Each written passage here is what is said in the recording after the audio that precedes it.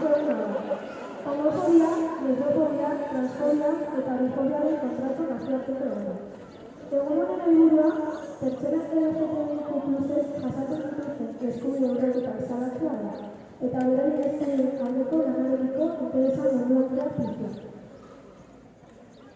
Egun horretan, egiten dugu, 1990ko maiatzaren 17an, munduko osasun erakundeak homosexualitatea despatologizatzea eta gaixotasunen nazioarteko sailkapenetik ateratzea erabaki zuen.